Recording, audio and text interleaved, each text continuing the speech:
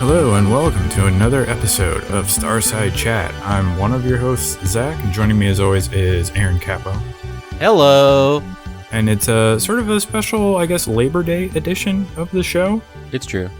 So it's, I guess, we're now into September. Does that mean it's officially fall? It could. I always think of, as we all know, like I think it was September 6th or September 5th that Destiny came out.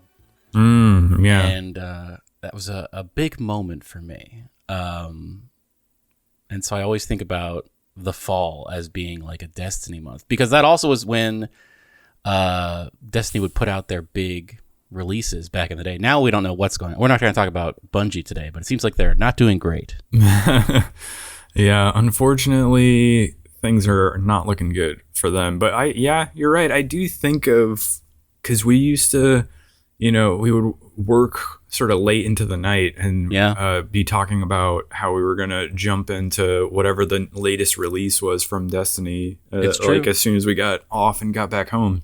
Those were the days. Now I'm in bed by 10 o'clock every day. Yeah, I know. We don't get to stay up as late as we used to. But yeah, I mean, this month, September, there's kind of a lot of stuff coming up. I don't know if you have your eye on anything, but I do know Astrobot comes out this week as we're recording this, which is very exciting. And that new Zelda's right around the corner is what I have my eye on. Yeah, later in the month, the new Zelda is dropping. And I think that new Warhammer 40k game, Space Marine 2, is also coming out in September. And that, like, the more I see of that game, the more I think that game is going to be, like, really good.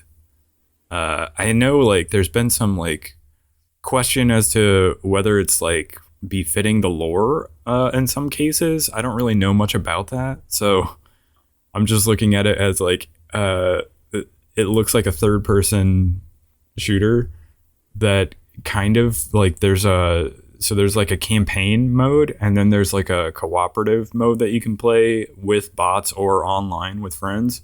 And it has its own, like, sort of progression system to it, and then there's also like a multiplayer mode to it. But every time I see a co-op mode from like a third-person shooter, it was the same kind of with Helldivers as well when that came out. Anything that kind of gives me those Mass Effect 3 multiplayer vibes, I'm a little bit still chasing the high of that game, like so many years later. But yeah, so I don't know. I might actually play that. I'm not sure, but so yeah. A bunch of stuff coming out this month. So we're sort of getting into fall releases, which is fun. Yeah, it should be a good time. We're rapidly approaching Q4 of this year. I was thinking about this today. We had that Game of the Year tracker last year that we would update week to week. What do you think your Game of the Year would be right now? I was actually going to talk about this a little bit in relation to Black Myth Wukong, because I played a ton of that yesterday, and it would not shock me at all if that ends up being Game of the Year. Really? What struck you about it? It's definitely going to be in the discussion. I don't know if it's my personal Game of the Year, but because of the visuals or like the gameplay, or is it the whole package? The whole package. I think it is, like, you saw like the crazy sales numbers that we talked about last week. So it's like already sort of a sales juggernaut, but just on top of that, it is way deeper and more like fleshed out than I initially thought it was going to be. I kind of thought it was going to be sort of a bare bones, like, boss rush type of thing, because that's how people were talking about it when it first came out. And I guess it is sort of that, because you are going like from boss to boss. There are like tons and tons of bosses to fight in this game. But like to just say that it's linear pathways in between them is a little disingenuous, because they're branching pathways that always reward you for exploring them. And so you're always finding new stuff and new secrets. Like I am almost to chapter 4 at this point. And you said it was like 6 chapters, right? I think it's 6 chapters long. And I played a ton. I spent a long time in chapter 2. Because I felt like it was so interesting to just like explore that area and find new stuff. And I found like this secret boss and the whole sequence was like very cool and very fun. you end up like joining this like rat guy and fighting this big beetle that like pops up out of the sand, and it's completely missable, but you can play through that and just like, I don't know, it was such a cool sequence. I was like, man, this game has some like really cool stuff that is a little bit off the beaten track that you have to go find. And it's always rewarding too. Like you get like some pretty good stuff for doing that fight. Like I got a piece of equipment that I can use that helped me with the actual like chapter boss of that section. So I don't know, it just is like really satisfying to play and to like beat the bosses, but like the progression of it feels pretty good too. It's not like, it is very Souls-like in a lot of ways, but it's also sort of like kind of an in-between between like God of War 2018 and something like a Souls-like. I swear it even has like the same chest animation when you go to open a chest that you find from God of War. I guess he doesn't smash it, but it's the one where he like lifts off the lid and grabs something and holds it up. Like it has that same animation basically. But unlike a Souls-like, you are not taking whatever currency you get for killing enemies and like putting that into different attributes like strength and dexterity or something like that. You're leveling up from getting experience from taking out enemies, and you're then allotting those points into skill trees, and they're basically skill trees for every single thing in the game that you can think of.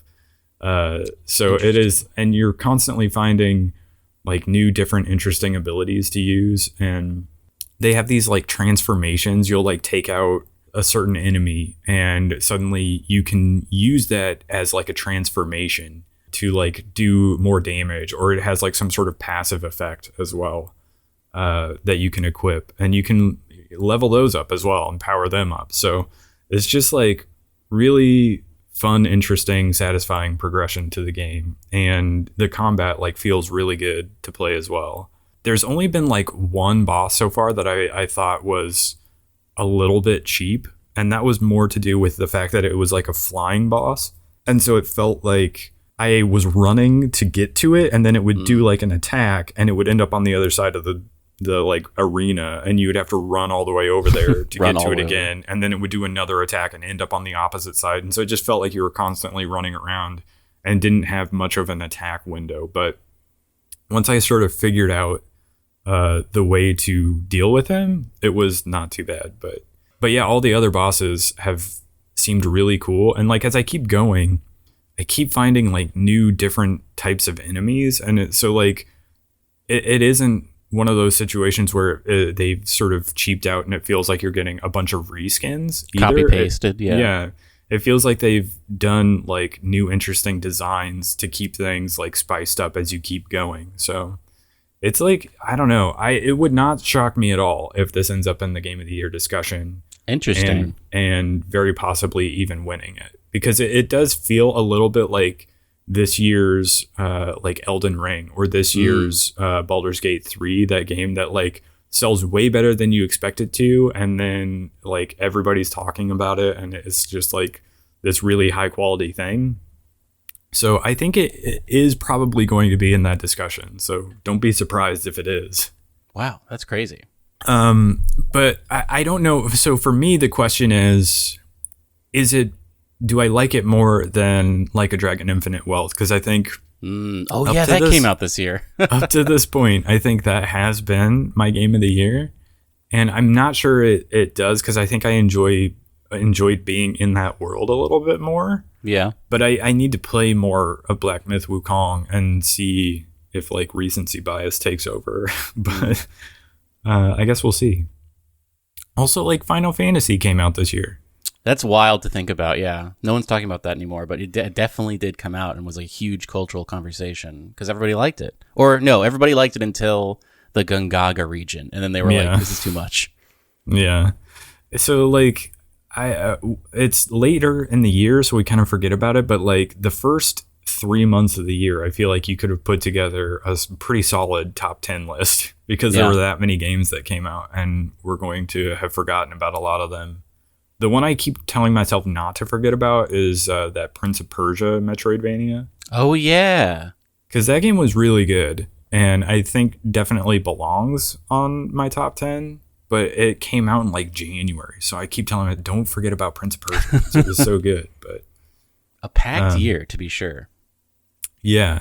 I don't know. I think it'll be fun to talk about top 10s and like where we're at with it and what makes our list when we get there later this year. With all that preamble out of the way, do you want to actually dive into some news now? Yes. Tell me about Lost in Random.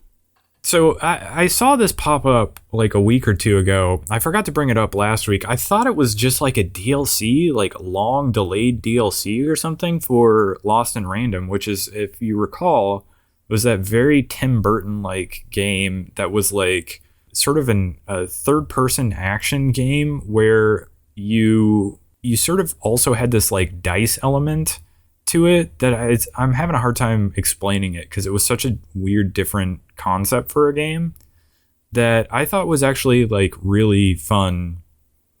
They are making another one, but they've really changed the format of this one, and it's now sort of more of a top-down Hades-like. Yeah, they've turned game. it into Hades. I'm watching the trailer right now.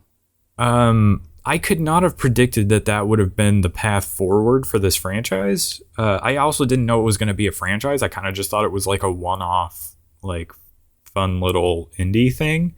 But they're going forward with it, and they're taking a very different approach to the follow-up. I think that will make some people not happy because obviously not everybody loves a roguelike, myself included, but I don't know. I think I probably will play this because it seems kind of fun, and I can occasionally get into a Hades-like type of a game. Is this the same main character, does it look like? I think it is. But yeah, I'm not sure how it's going to push forward the story, but it's been years since I played that last one, so I don't remember it as well as I should. But I was thinking about it just recently, actually. I was like, I should replay that first game because it was fun, and it was sort of like, I don't know, October appropriate. Maybe it's just because it's like sort of Tim Burton-esque. But yeah, this new one takes, I don't know if the change in style sort of takes a little bit away from that style, because the previous one felt so like kind of stop motion-y. And this one feels, just from watching the trailer, feels like a lot more smooth and like higher frame rate. But maybe it's because I also played the previous one on Switch, and so it was a little bit, couldn't keep up as well. But yeah. But I thought it was a fun game that had some like different interesting mechanics where you're like rolling a dice for different types of attacks or things like that. So it switched up the formula of like a third person action game in an interesting way. So I don't know. I thought it was a game that often gets overlooked and was worth trying, but they're going a very different direction with this new one. But I thought I like the look of this new one. I like Hades a lot, and I'm very much anticipating the console release, the 1.0 release of Hades 2, which probably, I bet we'll hear about that at the Game Awards, actually. That could be a nice little reveal for Keighley. But this looks great. I do wonder if, you know, Hades 2, just because it's been out there and people have been playing it, if that will also get kind of a top 10 mention this year. Maybe. I feel like it's not really going to be coming into the conversation until, I think it's still in early access. I don't know how they handle that. Yeah, I'm not sure. But yeah, I thought this looked pretty decent, so I thought I'd mention it. Yeah. Another thing that you can play right now is Epic Mickey Rebrushed. The full game is not released yet. I think that's another one that's coming out later in September, but a demo is available now. You mentioned you might be interested in this game. Do you think you'll check out the demo? I might. I like the look of it a lot. I'm always a sucker for those third-person platformers, the classical, like, Banjo-Kazooie type things. And this looks right up my alley. So I don't know if I'll check out the demo, but I might just like pick up the game because it looks fun. And then there was another trailer for the upcoming Zelda game. Yes. Did you see this trailer? I didn't until just now. I'm looking I at it love right the now. music in this game. Like they always do this little. They do the theme. So they've been doing these little like. Well, here's a little bit about the world or whatever. So they did the like traversing Hyrule one where they showed us that you could get a horse and whatnot. This one, the title of this trailer is called Into the Still World, A Journey Continued. And initially it talks about this like going into whatever this miasma is that is taking over Hyrule. And it's like, it's kind of like those parts in Mario Sunshine where you are in this like void basically doing things. And so you jump in. The first part of this trailer is talking about jumping into these little zones and like traversing them because it's just like a bunch of floating pieces of land that you have to like kind of get past.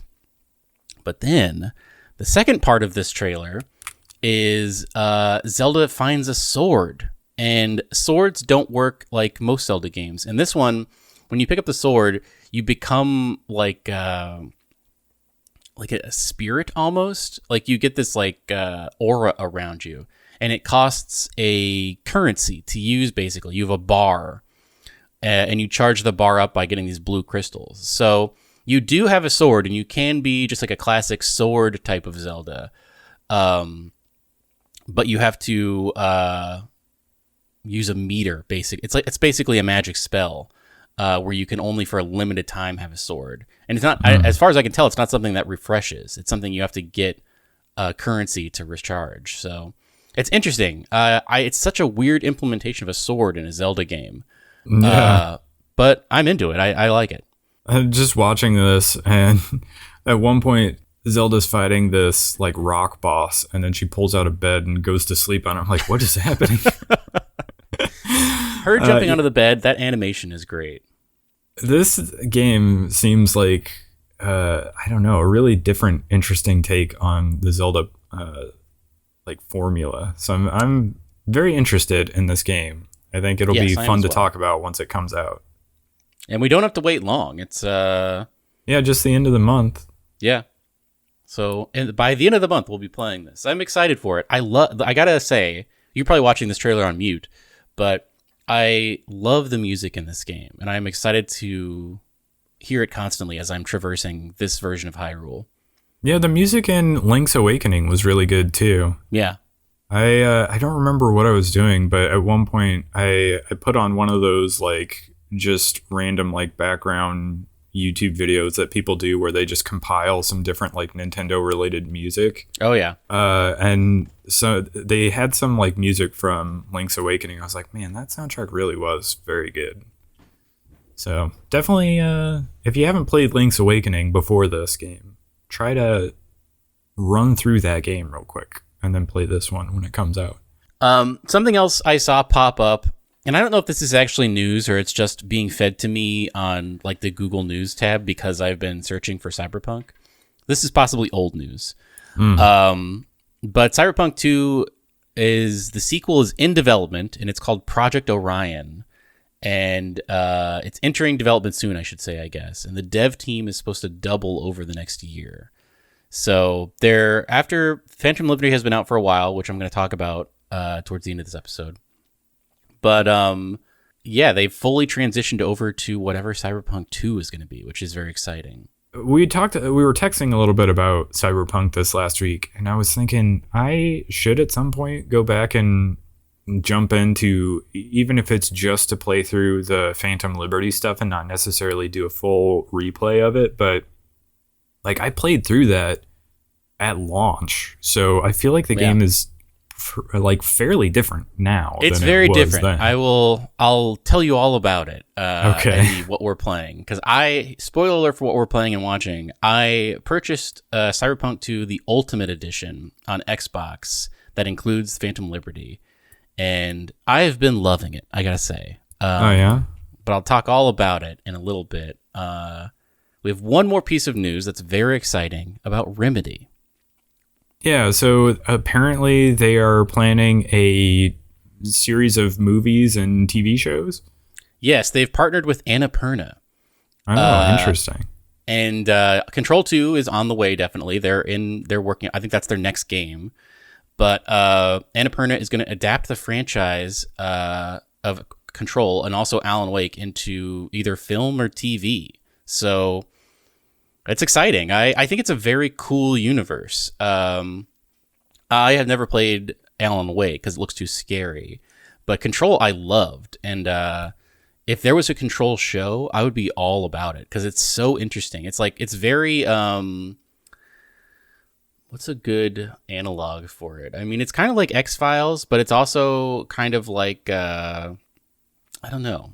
It's so unique. I'm excited to see it on the big screen. Yeah, I keep meaning to go back and play through Control. I think I bought it at one point, and I still have not gone back and played it. But I love it. It's so good. Like, especially just like the weird stuff. You know, it's very much like Twin Peaks, I should say. That's a more apt because just like weird things happen. You get these weird. There's a janitor that keeps popping up in Control called Ati. And he's just like a very much a Lynchian character, and just like hopefully the thing that is like so good about Control is the striking visuals. Like they do that great thing where like a huge text will pop up, or like a scene will be like, you know, super like red lit or whatever, or like a crazy color lit, or they'll do like these cool camera moves for things. So I think that's something they really need to nail with whatever like the TV show or movie is, like the striking visuals. Because if it's just like a lockdown shot of people being like, oh, this book is weird, I don't think that's gonna do it for me. It's got to be like, it's got to really have that same juice that Control has, which hopefully Annapurna will be able to do. I'm hopeful that they will be able to capture what is great about the game. Yeah, I feel like in some cases movie producers are getting smarter about their video game adaptations. I mean, you'll still get a Borderlands that comes out and is just awful, but like, I don't know, that Fallout TV show, like that was great. The people who made that like knew the games and had like a bunch of little touches to it that were appreciated by fans. There was some stuff in there that was not appreciated by fans, but there was a lot of like nods to very specific elements of the game that I think that's sort of the approach you want to take with this. So let's talk about some stuff that is out now that you could be playing. Crypt Custodian did just come out this last week. It is a little indie game made by like a one-man development team. And I played his previous game that I am blanking on the name of. Not Sheepo, that was a different one. What is the name of that game? Inlets game or Islets? Oh, Islets. Yeah, that's what it was. Very fun, like sort of 2D side-scrolling Metroidvania type of a game. This is more of a... It kind of looks a little bit like Hyper Light Drifter, but it's more of a top-down Zelda-like Metroidvania. And I have not started it yet, but I think I'm going to be out of town this next week, so I think I might pick it up on Switch and try to burn through it while I'm doing a bit of traveling. And then, yeah, I'll be able to report back on it. But it looks good to me, and I've heard pretty good things about it so far. I love a game about a cat also. Yeah, so this definitely, it does seem up your alley, I have to say. So maybe at some point you should get around to playing it as well. Maybe I will. Also, Star Wars Outlaws did come out. I don't really particularly have any interest in this. I just from seeing the reviews, it surprised me how short it was. I don't know if you got to see anything. Is it a short game? I heard it was roughly like maybe 15 hours. Really? That's interesting to me. Yeah, that was the maybe most shocking part about it from what I saw of the reviews. I was kind of expecting a bigger, longer, almost more Assassin's Creed level type of a game, but Ubisoft tends to just like overproduce and just like really pump out a huge amount of content. But it's interesting that they have decided to shore up all the leaks and make it a tight little package. Yeah, and it's not getting like overly strong reviews. It's not getting bad reviews either. It just kind of seems like okay, I guess. I don't know how to explain that. I don't have a lot of interest in this personally, but I was just kind of surprised to see that it was not like a super long, maybe even overstay its welcome type of Ubisoft game. But And then another thing we have to talk about is this Nintendo Indie World Partner Direct. Did you get a chance to watch this? I was nervous watching this, Zach, because the day before I was like, man, I think I'm going to buy Cyberpunk. Is it crazy for me to buy it? I mean, I already played it, but I didn't play the DLC. And then I pulled the trigger on it. I spent like $60 on getting the Xbox version. And then they announced this Direct. And I was like, man, if they announce Silksong in this Direct, what will I do? Yeah. Because I'll have to play Silksong. I'll have just bought this thing, and I was just going to collect dust on my counter. They did not announce Silksong, but they did announce a couple of things that I thought were pretty cool. It was a 40-minute Direct. So it was an indie Direct, and then it was immediately followed by a partner Direct. And I don't know why they needed to make that differentiation, but halfway through, they were just like, all right, we're swapping over to this new thing. And then they just started more announcements. But I have highlighted a couple things that stuck out to me. What stuck out to you from this Direct? Did you watch it?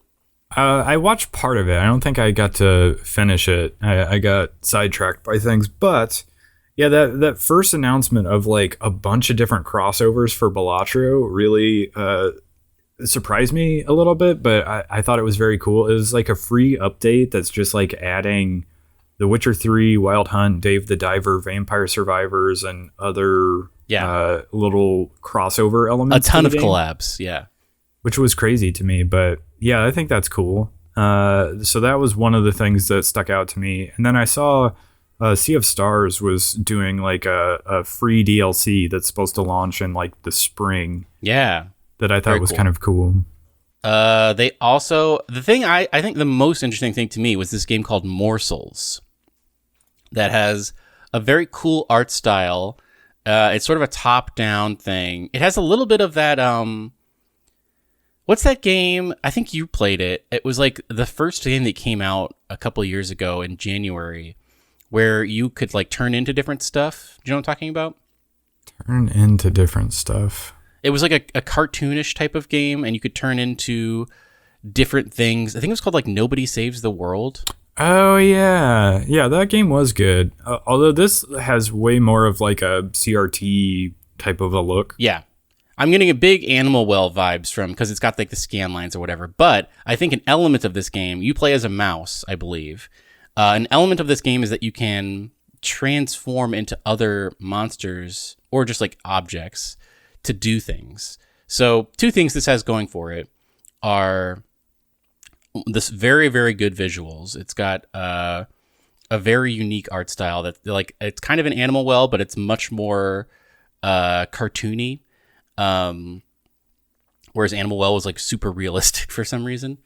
And also it seems you can collect things and become them. But I really like the look of this, even though there is a part in it where you have to do card stuff, and I'm not super into games with weird card systems. But this looks very cool to me. Morsels is coming out in February 2025, and it was probably my biggest thing I'm excited about in this Direct because it looks so crazy. Yeah, I thought you would also be excited about Pizza Tower coming to Switch. Yeah, I never played it. And so maybe this is the time when I will actually buy it and play it. Pizza Tower, I love as a concept, and I like watching people play it. Like speedruns of it are crazy to see, but I think it might be too fast of a game for my old brain. So maybe I will check it out on Switch when it comes out. But I'm very happy it's getting more eyes on it. I was also excited. They kind of just like brushed this off in like a sizzle reel, but they did say Metal Slug Tactics is coming this fall. Yeah. Which I don't think we knew before, but that's a game I've been keeping an eye out for. And so they still have not locked down an official release date, but they did say sometime this fall. So, I mean, fall has begun, I think. Yeah. I mean, it could be any time now. So, was there anything else from this that really stood out to you? No, I mean, there were a ton of things. Like there was a Tetris Forever thing they talked about. There's Goat Simulator 3 is coming to Nintendo Switch. There was like a SpongeBob game, but nothing that I was really just like, oh, Civilization 7 is coming to Switch, which is crazy. Yeah. They did say, I think maybe the first Yakuza game that has been released on Switch is going to happen, like the Yakuza Kiwami, which I want to say is supposedly like a good starting point for the series, but like finally a Yakuza game on Switch. But yeah, a nice little direct. No Silk Song, but in this case, I was happy for that. Well, I was going to say, so no Silk Song. Do you still think it's coming this year then? I don't think so. I think you've been steadfast in your view that it was this was the year that it was finally. I know. I was so sure because we got those things back in April where they had submitted it to the ESRB for different regions, like Australia or whatever. And so, I mean, when you submit to the ESRB, you can't make any content changes because they have to like rate the whole game. So that alone was like, oh, it's definitely coming. But now I'm just like, if they haven't announced it by now, I don't know. We'll get maybe a trailer at the Game Awards. I'm not going to hold my breath. But maybe they're just continuing to polish it. I did see a little piece of information. I don't know if this is true or not. I saw on TikTok that previously Hollow Knight had, I believe, 41 benches, and benches are where you like save at and whatnot. Supposedly, Silksong, and I don't know where they got this information from, Silksong will have 104 benches. Wow. So people are speculating that means it's double the size of Hollow Knight. Yeah, you would think it would have to be to accommodate like more than double the amount of them. So it's interesting. I maybe we'll get something at the Game Awards, but it could be not. 2025 maybe is the year of Silksong, but I'm pretty confident it probably won't come out. It's not going to be a thing, I don't think, where Jeff Keighley's like, here's a trailer, it's out today. It's definitely going to be something where it gets announced and it's going to be, it could be a launch title for the Switch 2. That would be a huge get for the Switch 2. Yeah. I mean, I didn't think of it. I did think a little bit for a second they could do sort of a hot drop and maybe even that happens at the Game Awards, but it seems late in the year to release it. Yeah. They might hold it back to be a launch title for the Switch 2. That would be an insane get for them. It would be. Well, especially if it was a timed exclusive. I kind of doubt that'll be the case, but... Yeah. I mean, they have that partnership. It's going to be on Game Pass. Yeah. But... I don't think it'll be a timed exclusive at all. What a launch title that would be. I am curious whether they will do like a hot drop for this or if they will give it some time so that people can spend time pre-ordering and anticipating. But I've said this before on the podcast, but they've got to be aware of what they have. Like, they know people are hotly anticipating this. So if they don't come out with some sort of pre-order thing, they're leaving money on the table.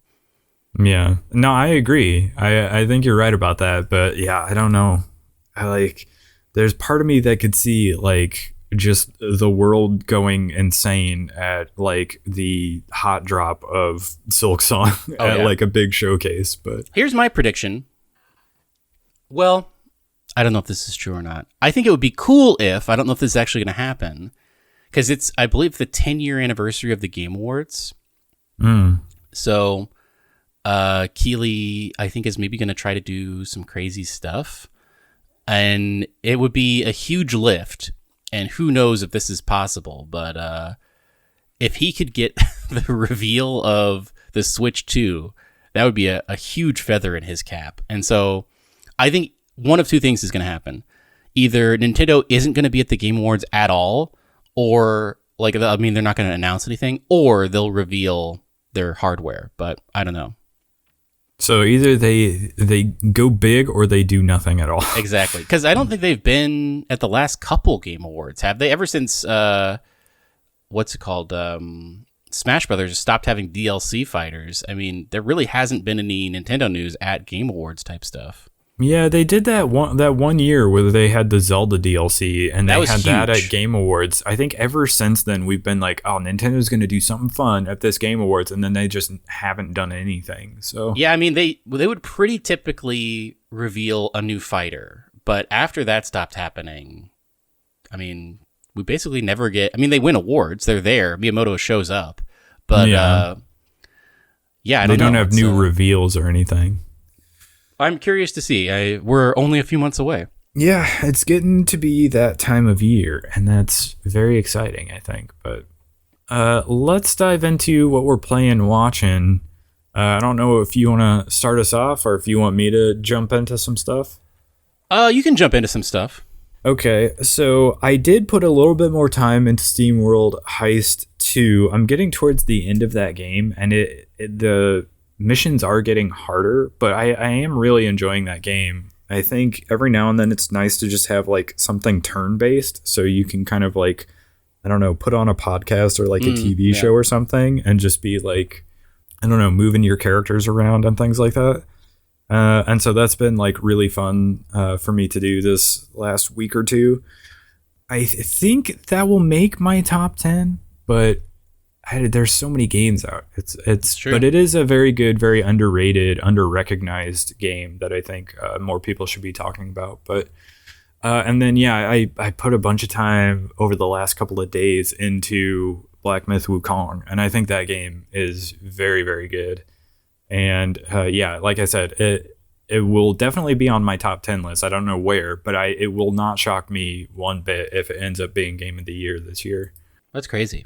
It is. There's so many different crazy boss fights, and there are different approaches to them as well that you can take. And so it just like constantly feels like fun and interesting and engaging. And I don't know.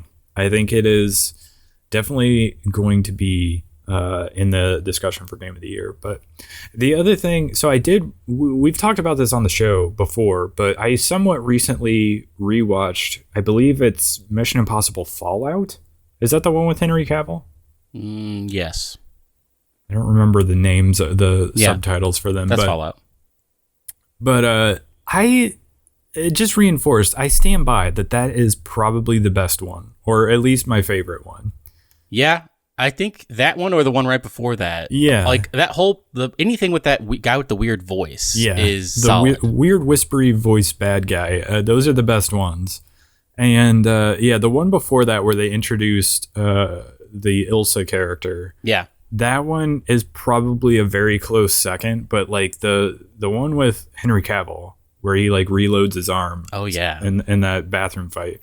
There's just so many good sequences to it. Like you have the parachute jump sequence, you have the bathroom fight, and you have like where they go make the exchange. Like that sequence is fun, and it leads into that like chase sequence where he's on a motorcycle. Yeah. That's very fun.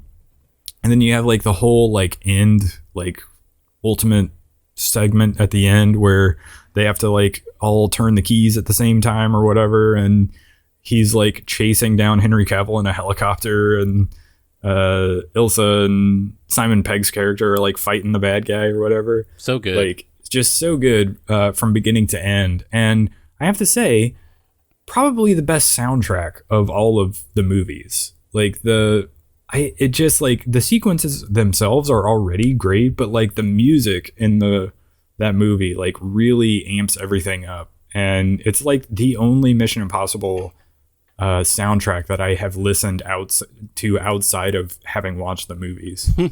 Especially that like the exchange sequence, like the music for that, it's like a really like intense version of like, you know, they have the Mission Impossible theme music basically, and they have like the various different what is the term for it? The music that keeps coming back around. The score.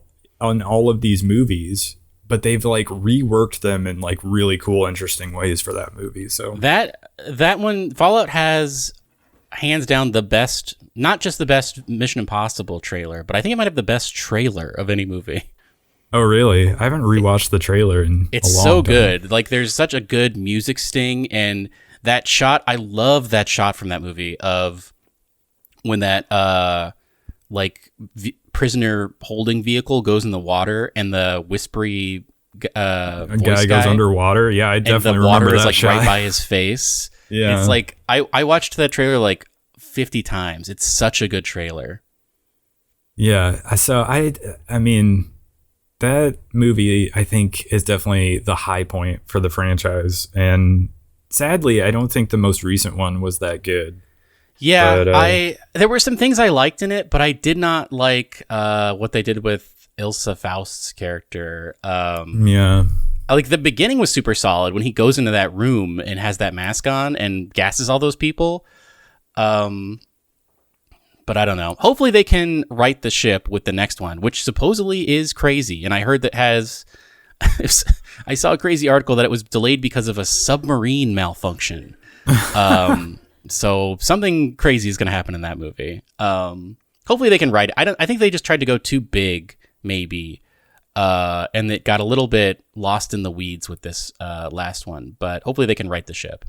Yeah, I'm still excited to see whatever they do for the next one. Yeah. But yeah, I don't think that last one was maybe as strong as the ones that had the whispery bad guy that I always forget his name. But yeah, I don't remember his name either. All right, what about you? Zach, I was like, man, I guess the way this started is my YouTube started recommending me Cyberpunk videos. Like, I saw one that was like, this is why you should play Cyberpunk 2077 in 2024. And stuff like, here's the new top 10 list for weapons. And like, here's the new top 10 list and like the 2.1 Phantom Liberty update for like vehicles. I started watching those and I was like, man, I could play some Cyberpunk.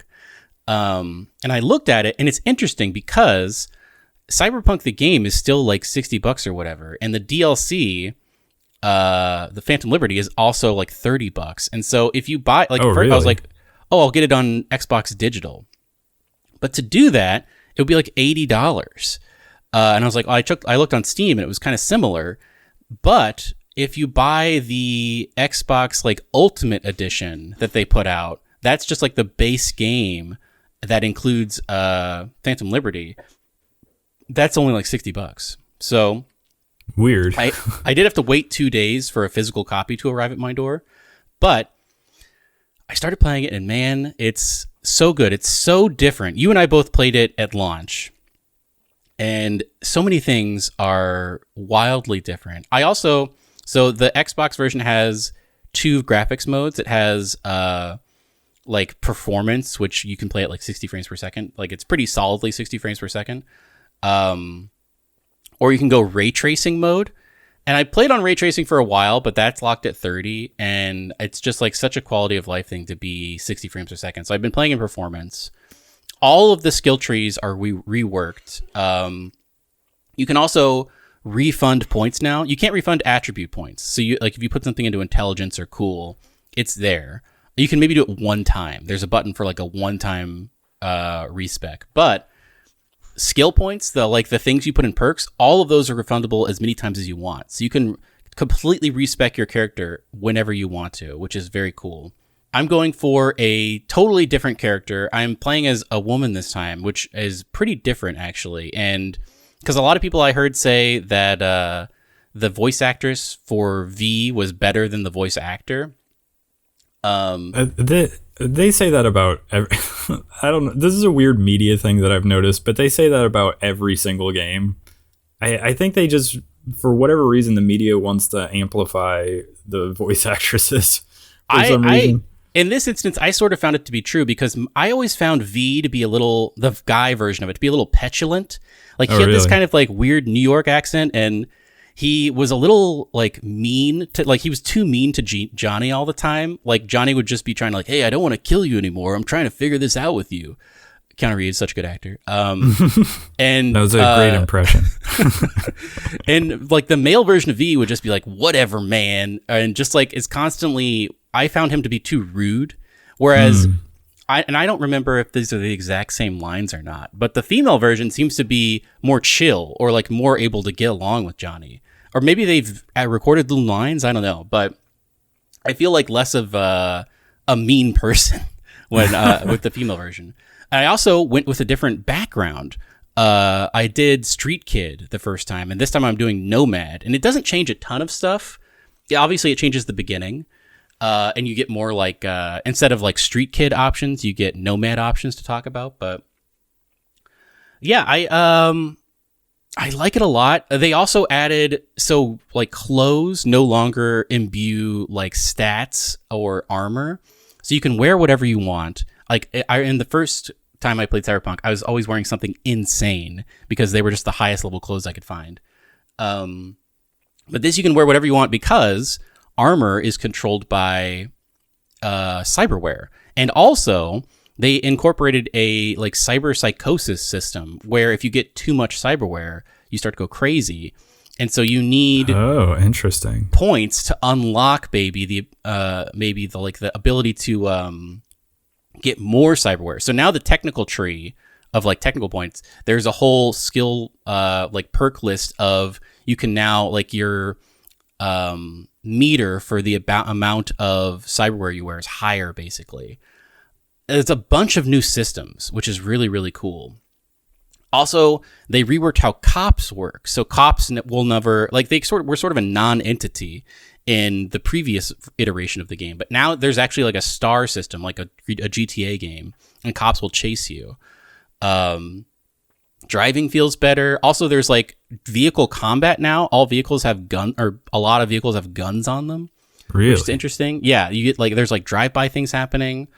It's just like, it's almost a completely different game. And I haven't even gotten to the Phantom Liberty stuff yet. Like, I think it'll tell you right away, like, these are the things you need to do to get to Phantom Liberty. And you can also start at Phantom Liberty. There's a way to start right there where it starts you at level 15. And then you have all these like points you have to allocate right away. See, I might do that if I do jump back in at some point, just because I don't know if I necessarily want to play through the entire game again, but sure, yeah. I would definitely check out the Phantom Liberty stuff. I'm close to getting to Phantom Liberty. Basically, the main thing you have to do is I think I'm about 15 hours in, and it seems to be going by way faster than the first time I played. And maybe it's just because I know what I'm doing. But I think there is an element to that because I've had that before where I replayed a game. I was like, man, I'm making super fast progress this time. The main thing you have to do to progress to the point of Phantom Liberty is do the Voodoo Boys quest. And I just talked to Mr. Hands, and he's like, hey, go to Pacifica and start to talk to like whoever the Voodoo Boys contact is. So maybe today, if I get some time, I will get to the point where I can hang out with Idris Elba. But I would say if you're on the fence about Cyberpunk, if maybe you played it and you beat it, or you played it and kind of dropped it, take a look. Just Google like best Cyberpunk 2077 blank, basically, and take a look at some of the videos, because the weapon variety and the vehicle variety, and also just like the quick hacks, like the cyberware, everything is like, they've added so much stuff to the game and everything is so different now. I think it definitely warrants another look in 2024. Yeah, it's one of those things that I think if I found some time where I wasn't like already playing like 2 or 3 other games, I would maybe pick this up on like PlayStation or something and give it another shot there. I wonder if how my PC would handle it, because originally I played it on PC, and it was at launch, so it was like a little bit of a nightmare in terms of performance. But I got through it and did enjoy the game, but it was definitely a rougher time than I was hoping it would be. Also, they added a new ending. So there's kind of 2 endings now. There's the ending of the Phantom Liberty part, which has a bunch of different endings, and then that kind of feeds into the ending of the game, which there is a new basically default canonical ending to the game now. So I am interested to get to that point. Hopefully I will stick with it. The first time I played Cyberpunk, I dropped off it like 3 times and came back to it. So I wonder, right now I'm like full steam ahead constantly whenever I have some time playing it. Plays great on Xbox now. I've only seen 2 or 3 glitches, which is much better than when it first came out, obviously. But yeah. Oh, sorry. Go ahead. No, the other thing I'll say is, I don't know. It's so they know how to make a city.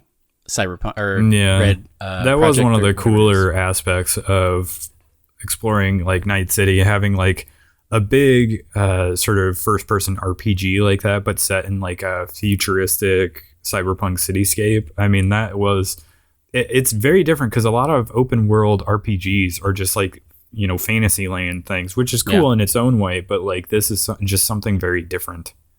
It's so good. Like GTA, but like on a different level. They're so good at set dressing too. Like every apartment you walk into, like I feel like if they do copy and paste, they do a good job of mixing it up and making it seem like they're not doing it. It's like such a good world to just walk around in. It's crazy how encouraged I am by the fact that you said they've revamped driving and made it better because I remember that being one of the worst aspects of playing through it at launch. Just like the driving was so bad. It was like impossible to, like, you would get this like really cool looking car and then you would just smash it to pieces because you couldn't just simply drive around town without, just because the controls were so bad. They've reworked it a lot, and vehicle combat is now like a big part of it. But yeah, that has also led me to watch some cyber movies. I Googled like good cyberpunk movies to watch, and I have watched a couple of them, which I will briefly talk about now. I don't know why this was on the list, but have you ever seen the movie Dark City? I've heard of it. I have not seen it though. It was shot concurrently with The Matrix, is a thing people always say about it, because it borrows or it uses some of, or maybe The Matrix used some of Dark City's sets. There's like a lot of, it's like both of them are kind of like wet nighttime movies basically. And so there's some crossover in terms of like apartments / exteriors, but Dark City's a weird movie. Good to not know what it is when you go into it. I don't know. All of these movies I'm going to talk about are not necessarily good. They're just like kind of schlocky 80s and 90s cyber thrillers basically. The second one I watched was The 13th Floor. Have you ever seen that? No. That is I think I liked that more than Dark City. It's a virtual reality story, basically. But Vincent D'Onofrio's in it, and he sort of plays two different people, and he's great. I should also say in Dark City, Kiefer Sutherland plays a character that is insane. He has like a really weird... He made a real big choice when he did the voice for that character. I don't know that it works. But 13th Floor, a pretty solid... I had a lot of fun with it. Set in LA. It's like a good... I think 13th Floor is maybe 80s. It might have come out in 88. But you got some good old shots of LA, and the sci-fi elements of it are pretty solid. They do a lot with like lasers and mist, which always look cool in movies. And then the final one that I watched last night was Virtuosity. Have you seen Virtuosity? No. Virtuosity is probably the worst of these three movies. It stars Denzel Washington, who is in prison he was a cop that a terrorist killed his wife and daughter. And so he killed the terrorist, and for some reason that made him be put in prison. That's not super explained, but they've been using him to test a virtual reality system created by a real weirdo who has made a super evil artificial intelligence that they've been training the cops with. And this artificial intelligence is played by Russell Crowe, doing an American accent. Oh, really? What year did that come out? 95, maybe? Really? So yeah, it's basically Denzel Washington versus Russell Crowe. And Russell Crowe makes it into the real world. This is also set in LA, but it's set in like a future LA, although they don't really reference it that much. Every once in a while, someone will have like a weird car with a bunch of stuff stuck on it, and that's supposed to be the future. But it is also, there is one part that was like kind of prescient, where this guy has a computer, but it's like voice activated, so she's talking to it like a Google Home, which was 1995, so I feel like it was progressive. But yeah, I wonder how much that inspired Tron, because Tron is kind of a similar, or Tron Legacy is kind of a similar like this guy in this like digital world wants to like make it to reality or whatever. Yeah, that could be. Tron, what is that? Cerberus? What's that new one? Cerberus? I forget the name of it. It's Tron something. That's coming out. But yeah, I there's something to be said for like 90s and late 80s just like cyber thrillers. Like there's also that one with Michael Douglas where he's like a lawyer and there's a VR system. I don't remember what that one's called. That one's also really great. But yeah, if you're in the mood, I feel like that's a great genre of just like very schlocky. Like it also kind of looks like Cyberpunk because Cyberpunk has kind of the old futurism where stuff has like, you know, switches and toggles and whatnot. Everything has a cable. Not a lot of things are wireless. So I've been in a very cyberpunk mood, and it's been great to watch these movies. You know, movies don't do enough of that these days where it's like they have like so many different props and like sets that are just like these interesting like hardware that they've designed for the world. And it's sort of, I don't know, it's like gear punk where you get like super into like just the actual physical stuff of the movie, of the universe that they've set it in. And they don't really do much of that anymore. I feel like that was the thing they used to do. They're like, we gotta have everyone some, like, would have these little cool bespoke gadgets. items. Yeah. They don't do enough of that anymore. But yeah. So I guess some movies to check out as well. But do you have any parting wisdom? You know what else I did this week? We went to IKEA, and they had a cool cake mold. It was a silicone mold. So it was all like rubbery or whatever. But it was in a crazy like geodesic shape. And so I bought this cake mold and I made a cake in it. And then I let it like, you know, cool or whatever. And I could very easily take it out of the silicone mold. It looked very cool. And I think if I brought that to a party, people would be like, man, how'd you make that cake? So I looked around and there are, I guess, a bunch of silicone molds on like Amazon and stuff. So if you're ever worried, like if you're going to a party and you have to bring something, like there's like a party where you're in charge of bringing a dessert and you want to wow people, just find a really crazy cake mold. And then you can just use a classic, you know, pre-made cake mix, but it will look crazy because you've made this crazy like design. And people will think you really put in a lot of effort. They'll think you're like some crazy like baker who can make insane looking things. But it's so easy. Well, on that note, go ahead and follow us on YouTube, Instagram, and Twitter at Starside Cafe. And we'll catch you on the next one. Goodbye. Goodbye.